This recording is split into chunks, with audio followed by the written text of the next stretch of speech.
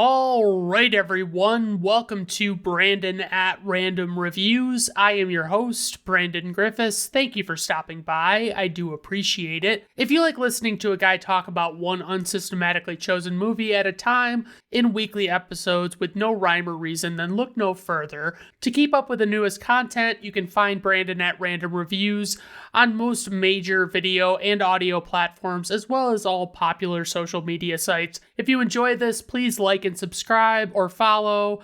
I am actually just conducting an ongoing study on the effects of uncertainty in the populace, extrapolated from a very small sample size. Today's movie is Sound of Metal, released on December 4th, 2020, directed by Darius Marder, written by Darius Marder, Abraham Marder, and Derek Cianfrance. I'm going best I can on these last names these days. For the producers, we have Bill Benz, Kathy Benz, Bert Hamlink, and Sacha Ben Harosh. For the score, we have composer Abraham Marder and Nicholas Becker. For the cast, we have Riz Ahmed, who plays Ruben, Olivia Cook, who I have noted here is hot, and she plays Louise, aka Lou. Paul Raci plays Joe. Lauren Ridloff plays Diane. And Matthew Amalric plays Richard. For casting notes, Dakota Johnson was originally set to play Lou in this film. Matthias Schoenaerts was planned to play Ruben alongside Dakota Johnson, but scheduling conflicts prevented both actors from appearing in the film. For the plot synopsis, a drummer for a metal band loses over 70% of his hearing and is forced to accept adjusting to major life changes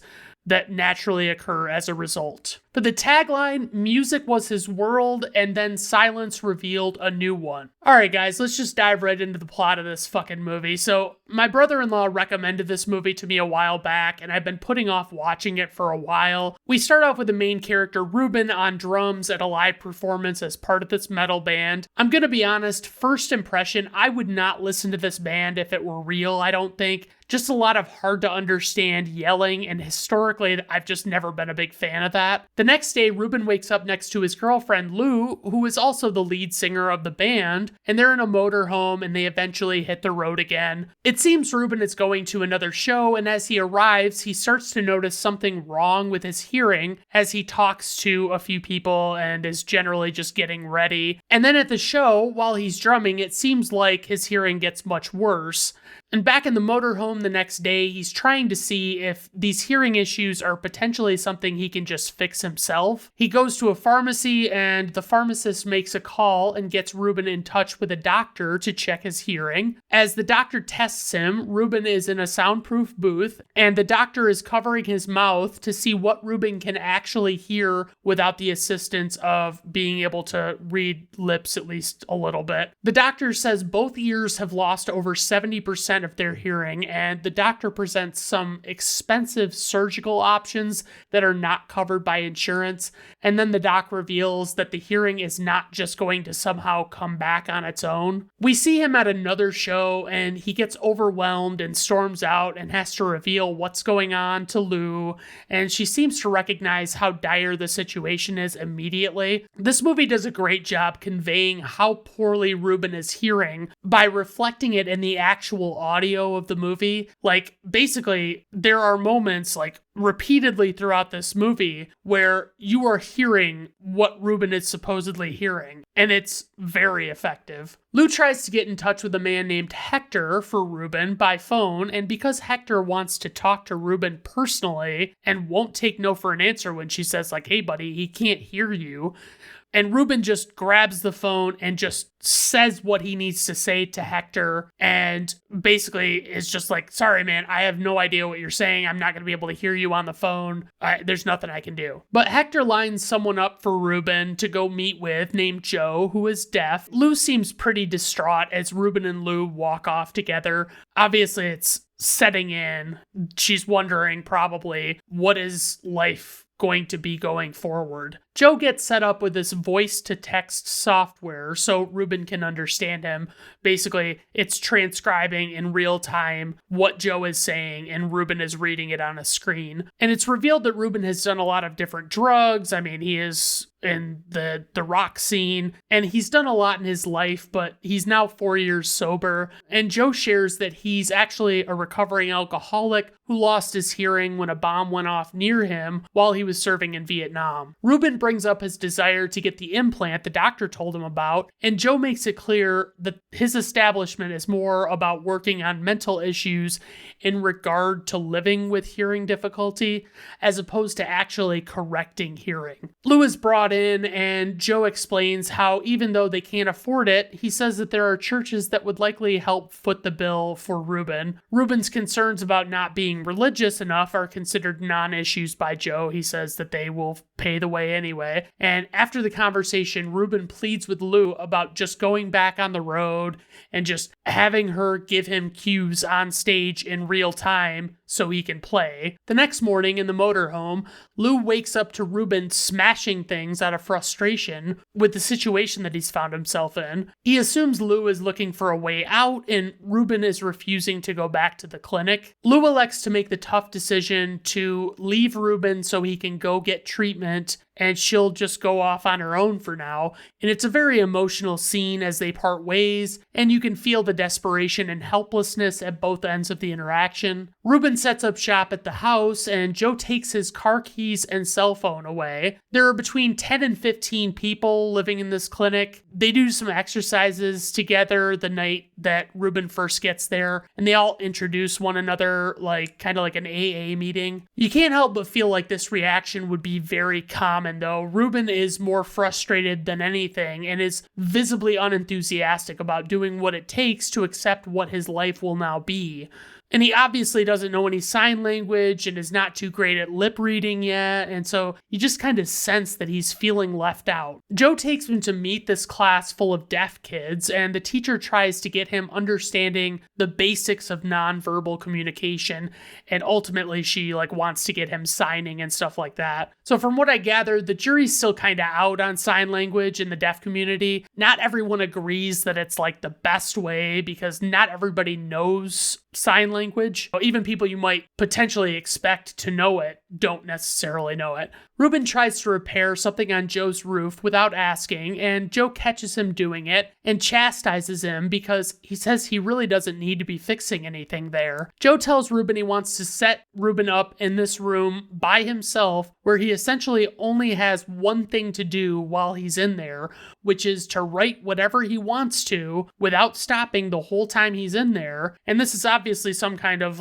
lesson from Joe. Ruben goes into the writing room, and he starts off by yelling loudly and starting to flip out. He does this a couple of times because he knows nobody's going to hear him in this fucking deaf clinic. So then later on, he's kind of joking around with the kids that are there. And after that, we see him trying to sign out his ABCs faster than one of the kids. We just kind of see Ruben hanging out and doing stuff to pass the time with the other people at the clinic. And at one point, he starts showing the younger kids how to drum on 5-gallon buckets, and he's obviously starting to get acclimated to the whole thing. But despite how much he's changed, Ruben does still seem genuinely unhappy. I think that that's intentional. I don't think it's accidental that he just seems that way, but he's actually happier. Joe approaches him about potentially taking a job working with Joe's program or with the kids at the school, and nothing is really decided at that point, but Ruben still seems very reluctant to take him up on his offer. Then Ruben looks at Lou's website and sees a video of her performing solo in Paris, and suddenly Ruben takes off and goes to his motorhome,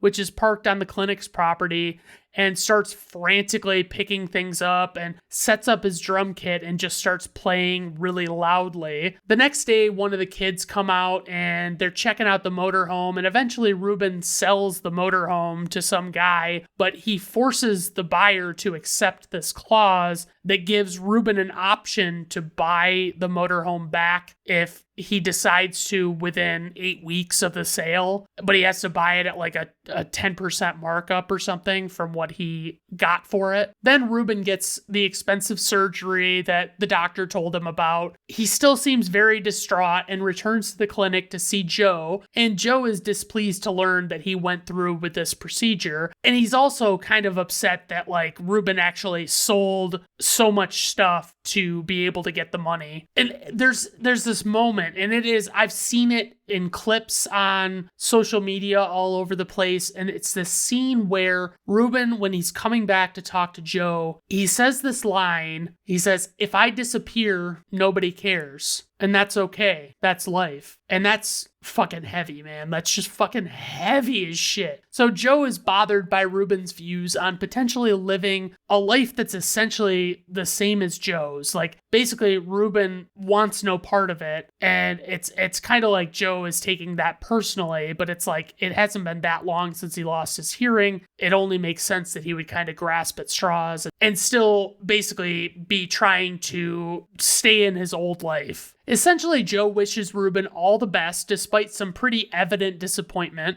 and he still tells Ruben he can no longer stay there and tells him he has to be gone that day because essentially Joe just says there are others that now need what they do at the clinic more than Ruben out there. Now Ruben is talking to a doctor who fits him with some special hearing aids, and they're testing them out, but it's seemingly not what Ruben expected it to be. And the doctor explains, she's like, basically just telling him that the devices are designed to work a certain way and that it will sound different from what it was like when he heard things naturally. So she tells him to take some time to get acclimated to the new devices and see how things will be going forward. I don't want to alienate any of my younger fans, but the representation of Ruben's hearing this time after he gets the surgery, it sounds a lot like tuning an FM radio and just hearing bits and pieces of things as you try and get the dial on the right frequency. But what he hears is never fully tuned in, it seems. Like, he catches a little bit of it, but it goes away. It's gotta be fucking rough. So Ruben goes to visit Lou's father, Richard, and they kind of catch up, and eventually Richard tells Ruben that he used to not be a big fan of Ruben, but he recognizes that it was not Ruben's fault, really, and he knows in reality, Ruben did right by Lou. Lou then comes to see Ruben for the first time in a very long while, and he goes to an outdoor party of some sort at Richard's,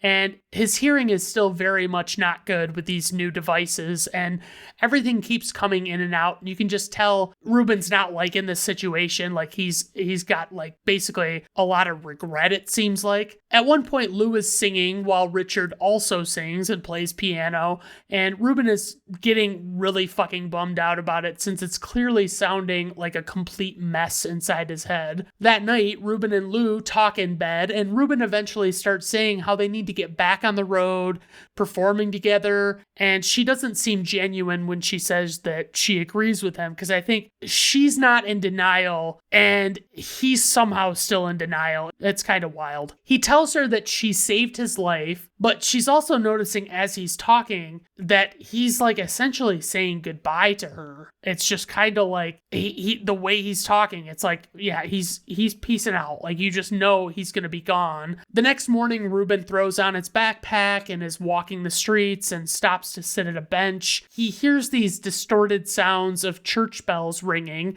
and he just is so fed up with it, and he just removes the earpieces, and all of a sudden it's just completely silent, and he just sits there in the silence. And the movie just ends with him sitting on this bench and just kind of like accepting what his life has become. And then we roll credits. So praise for this movie. The acting is spectacular in this one. It might be an obvious thing to say, but Riz Ahmed's performance is amazing here. I hope to see him in more stuff in the future. I didn't even realize until I actually watched this and started looking stuff up that he was Bodhi in Rogue One, a Star Wars story. That fucking blows me because I'm like, as soon as I saw that, I was like, oh yeah, he fucking was. Holy shit. This movie also does an excellent job of letting the audience experience sound as Ruben does. It's a very well executed thing that they did, and it really conveys what it needs to. The story is relatable as well, not only to those who have had hearing difficulties or things like that, but also those who have experienced life-changing hardships. And basically, Ruben's response to these troubles are very realistic, at least in my opinion. So for criticism, despite this movie being well concocted and seemingly delivering on the story it set out to, some, not me, some may come away from the story feeling shortchanged, but I enjoy that it isn't some fairy tale ending where Ruben just gets his hearing back and all is the same as it was. That's not what this movie is about. And I also, one thing I was thinking towards the end of the movie is, I don't know if it would have worked or not, but just like an idea, I wish there would have been more setups at the beginning of this movie where Ruben is going and doing things, and it's very audio experiences, and he's having a good time. And then I wish at the end of the movie, he would go and do more of those things. Like, you get a little bit of it, like you kind of see how it is, but it's like, I don't know, it might have helped really drive the point home a little more. I'm not saying that this is like a negative that it wasn't there. I'm just saying this is my idea and this is my platform. So trivia for this movie, Paul Raci, who plays Joe, is not actually deaf in real life, but both of his parents are deaf, and he is a prominent figure in the deaf community. Originally, Riz Ahmed would put sound blockers deep in his eardrums that emitted white noise and made it so he couldn't hear anything during filming. He couldn't even hear himself when he would speak.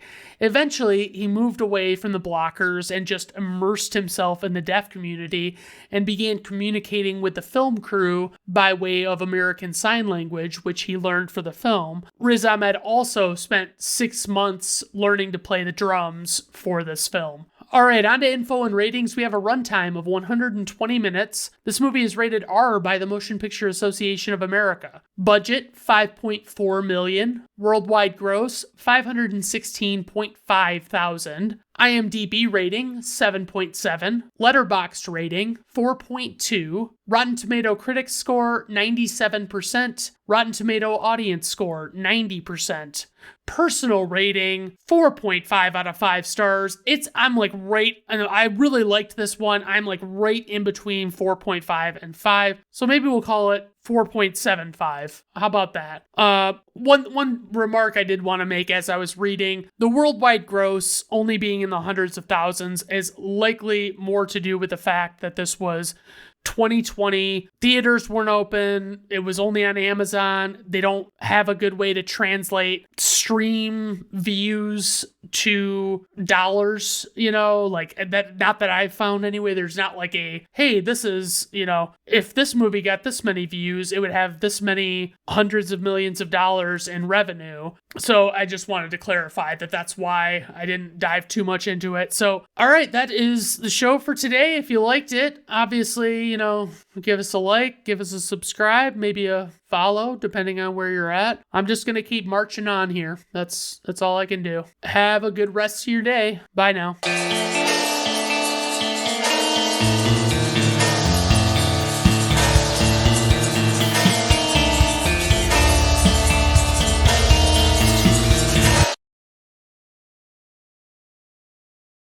Brandon at Random Reviews artwork, theme music, and podcast are written, performed, recorded, engineered, directed, and produced by Brandon Griffiths in association with Brandon at Random Reviews Entertainment.